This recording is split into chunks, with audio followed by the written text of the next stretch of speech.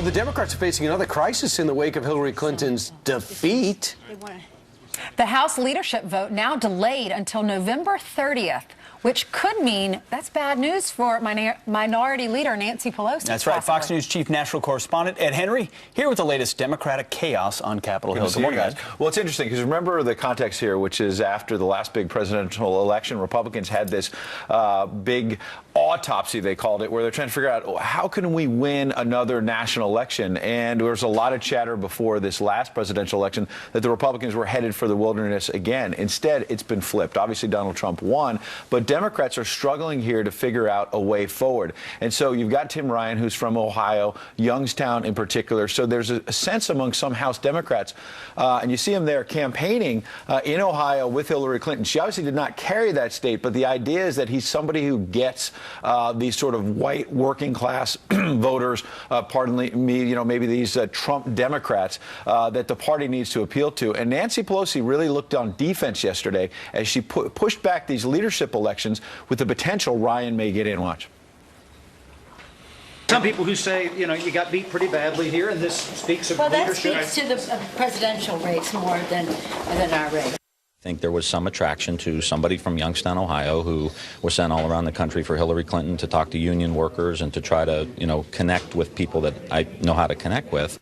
So Ryan is still not officially in, but you can see he's mulling it there. And this time, pushing the elections until after Thanksgiving gives him a chance to mount a campaign. I think the most important thing is that yesterday Nancy Pelosi was asked about all this. That was her own Chad Pergram, our producer up there. And she said, we've been through hell. I mean, normally you try to turn the page and say, hey, we're figuring this out moving forward. She said, we've been through hell. That was a blunt, honest comment about where the Democrats. They allowed themselves to be neutralized over the last 8 years. Those executive orders, they never put out. They never put out any objection, and because of that, people look at them as really invisible figures. Why does Nancy Pelosi still have sway? Money. Because of her money? Yeah, money. Absolutely comes down to money. She has raised tens of millions, hundreds of millions of dollars for the Democratic Party when she was Speaker and now as the House Democratic Leader. That's what Tim Ryan would be running for if he challenges her. And look, the upside for Democrats is, what were people saying if Trump lost? The best thing for Republicans would be the opposition party to a Hillary Clinton as president. That might be the best hope for Nancy Pelosi to say, look, I'm the one to take on Donald Trump. All right, thank you, Ed. Well, he did not lose. He won thanks to this one state. It was a swing state that sealed the deal for Donald Trump and his White House victory. A Republican candidate winning Pennsylvania for the very first time in nearly 30 years. That's right. So what are the voters thinking a full week later? Let's ask Abby Huntsman. She's talking to them live at the Viewmont Diner in Scranton. Good morning, Abby. Good morning. Good morning, guys. We've been having a great time this morning, talking politics, talking about life, talking about family and jobs. I'm here with Bob, who has run a truck company for 54 years. Right, Bob? Absolutely. I have the trucking companies. I have our heavy-duty towing and recovery, hazmat companies, and we were able to build our companies here in Scranton, Pennsylvania.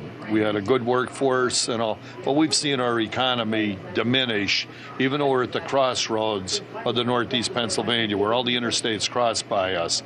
And our growth potential here was tremendous.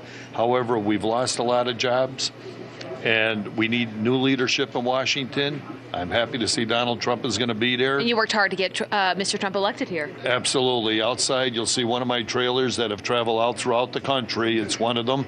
It's sitting out here, and on it has various sayings. One is, freedom isn't free, and respect is earned, not demanded. And, of course, build the wall, and all lives matter.